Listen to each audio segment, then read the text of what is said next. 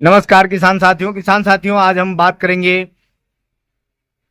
प्याज की फसल के बारे में। प्याज में उगने वाले खरपतवारों के बारे में कि यदि आप प्याज की खेती करते हैं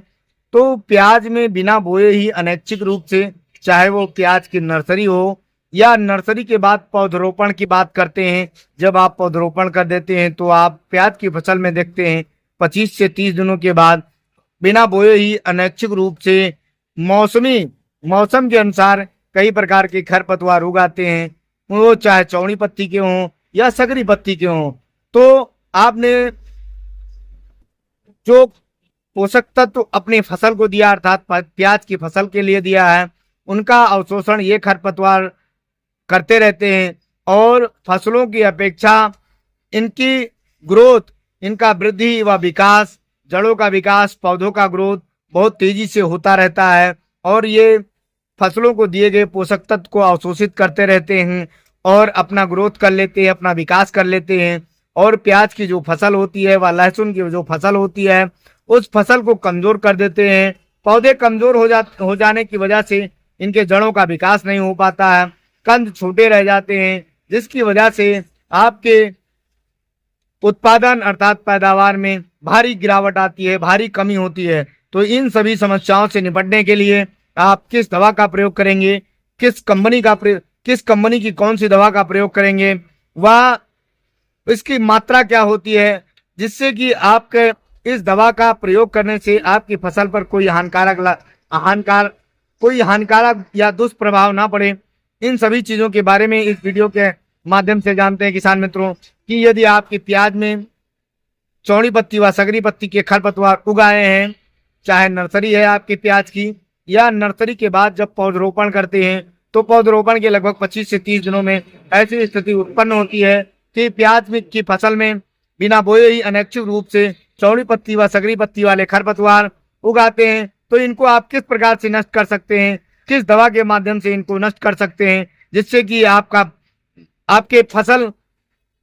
एकदम स्वस्थ हरी भरी हो और जो पोषक तत्व दिए जाएं उनसे पौधों का वृद्धि विकास व कंद का व जड़ का अच्छा ग्रोथ हो सके, विकास हो सके, जिससे आपको भरपूर उत्पादन मिल सके। तो इस प्याज की फसल में व लहसुन की फसल में यदि आप खरपतवार की बात करें तो आपके प्याज व लहसुन की फसल में चौड़ी पत्ती व सकरी पत्ती के हैं। इसका प्रयोग किसान मित्रों सर्वप्रथम बताना चाहते हैं, यदि आपकी नर्सरी प्याज की नर्सरी में भी इसका प्रयोग कर सकते हैं। प्याज की नर्सरी में इसका प्रयोग 4 ml प्रति 15 लीटर पानी के हिसाब से घोल बनाकर कर सकते हैं। और यदि आपकी नर्सरी के बाद पौधों का पौधरोपण हो चुका है तो पौधों का जब पौधरोपण होता है तो 25 से 30 दिनों बाद ऐसी स्थिति उत्पन्न होती है कि उसके खरपतवार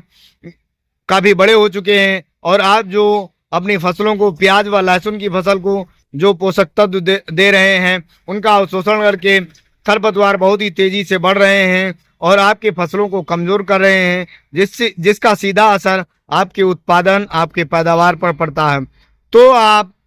चौड़ी पत्ती व सगरी पत्ती के खरपतवार को प्याज व लहसुन की फसल में नष्ट करने के लिए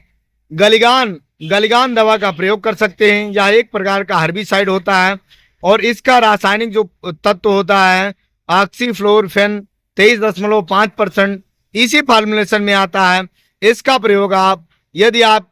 नर्सरी में करते हैं तो 4 ml प्रति 15 लीटर पानी के हिसाब से घोल बनाकर, और यदि आपने प्याज का व लहसुन का पौधरोपण कर दिया है और पौधरोपण के 25 से 30 दिनों बाद इसका प्रयोग 6 से 7 ml प्रति 15 लीटर पानी के हिसाब से घोल बनाकर यदि आप